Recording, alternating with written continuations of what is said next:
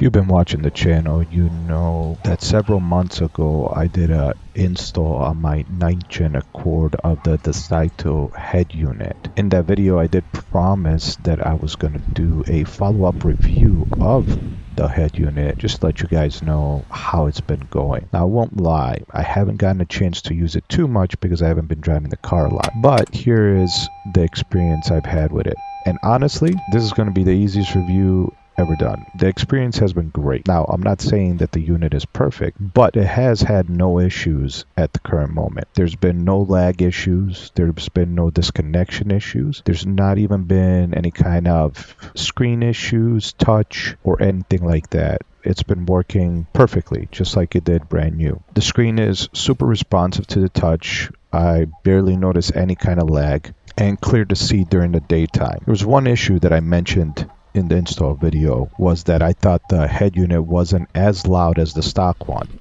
Well, come to find out, that's a simple adjustment. You simply just go into the settings, you go to car, you go to factory settings, you put in your code, which all 9th gen Accords I believe are 126. Once you go in there, you go into the voice section, and then you just crank everything up to 20.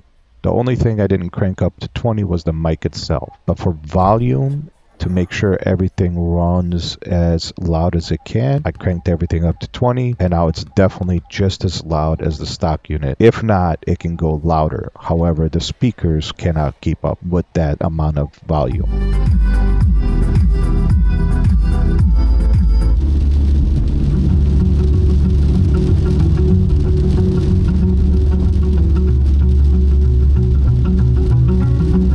This unit has everything that I wanted. It has dark mode. It fits in the stock location without it sticking out or anything like that. I can run any apps on it that Android allows, which I love. I love Android setup head units, and I wish more manufacturers would run just Android so you can download whatever apps you want. It's responsive, plenty of equalizer adjustment if you're an audio head and you want to mess with audio settings to get it just right for you. And on top of that, it still allows the top screen to work. And that all being done with just buying the head unit. You don't have to buy any additional adapters. You don't have to buy any additional trim to fit it in there properly, anything like that. Also, it connects quickly to Android Auto, about as quick as any OE unit that I've dealt with personally. It has pretty much the same connection speed wirelessly. And you guessed it, based on everything I said, I pretty much would definitely recommend the unit. And no, I'm not saying this just because the head unit was sent to me for free. They didn't pay me for the review, but they did send me the head unit. And I told them when they were sending it to me, I said that I always give honest reviews, and that is what I'm going to do. Now, the only other thing I did mention in the original install video was that the unit doesn't use any hard mounting solution to be mounted in the car. It just relies on the trim clips to hold it in. Now, because I haven't driven the car much, I can't say if this is still going to be a problem or not, but I would like to see the Dasaita update this where you can at least use the top 2 screws for mounting, just to give it a little extra sturdiness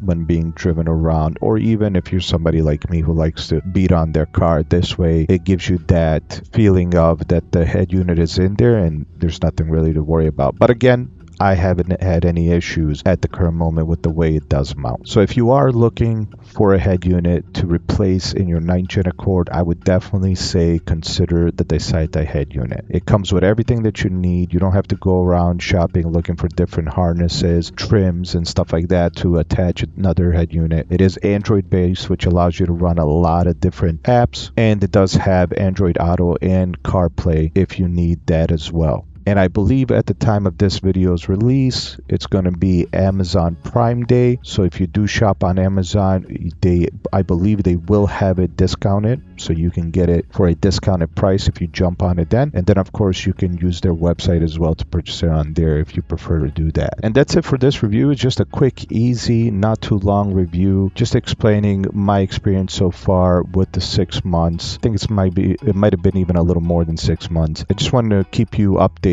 on how it's going, because I know sometimes with these electronics, they can over time start going bad, and sometimes it's pretty quick when it happens. So hopefully by giving you this review, it actually gives you a little more hope that this is maybe something you want to jump on. I appreciate you for watching and stay tuned for more videos.